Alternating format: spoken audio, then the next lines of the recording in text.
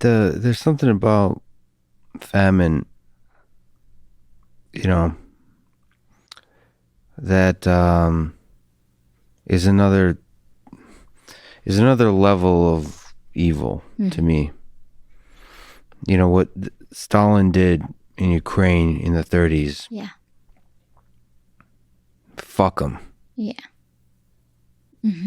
This is what torture is. Cannibalism. Yeah. And North Korea too. They eat humans.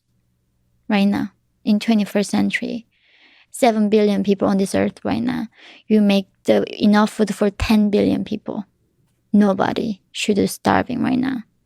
It's worrisome to me. The humanity is moving forward with technological advances, blah, blah. We are going so fast in advancement. And we are leaving this like 25 million human beings in the cage, completely leaving them behind. And North Koreans are living like 16 centuries. I never, like this morning I was taking a shower, beautiful shower. Like never knew what shower was. I was bathing few times a year, going to the like river. How do I even know what shampoo is? And this is how human beings in 21st century living. And it doesn't bother us. And rather, most of people are obsessed being a vegan. And like, how do you reconcile this?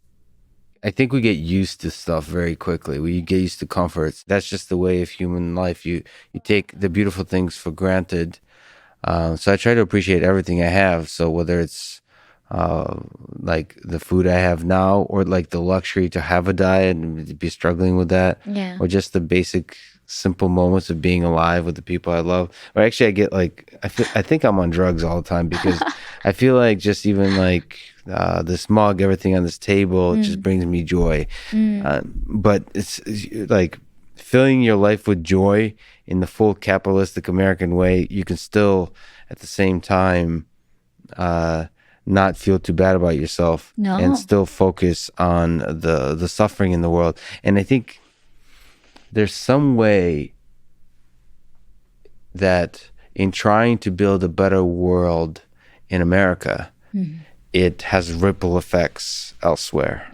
Sort of like, so I'm a fan of rockets in space. It sounds perhaps counterintuitive, but sending rockets to space will help solve the North Korea a problem, because it lets people dream and build cool stuff. So it's not the rocket, it's the other people that like are inspired by the rocket and then look to other problems in the world. I mean, that's what Elon did, is like he saw problems in the world and saw like, what can I do to help it?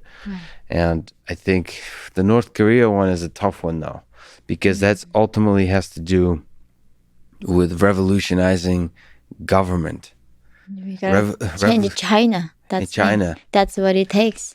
Changing China's Communist Party is impossible. That's why we couldn't solve North Korea for that many decades. But it's China. Well, for now it's China, but it's China. It's it's Russia.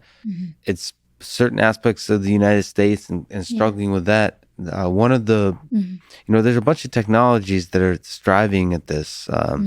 For example, I don't know what your thoughts about cryptocurrencies. I love it. So like there's a idea that money could be a way to destroy or to challenge the power centers of the world.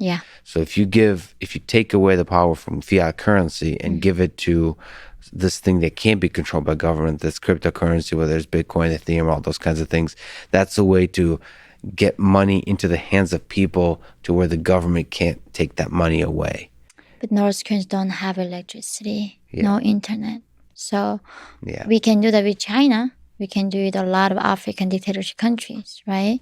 I do think big cryptocurrency is such a fascinating technology, right? I think this is an amazing experiment when that power is in our hands.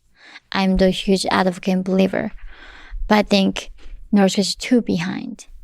You know, I think that's what is unique about North Korea, is that most of things that we talk about is now it's different planet, literally. The common law that we have is now applicable.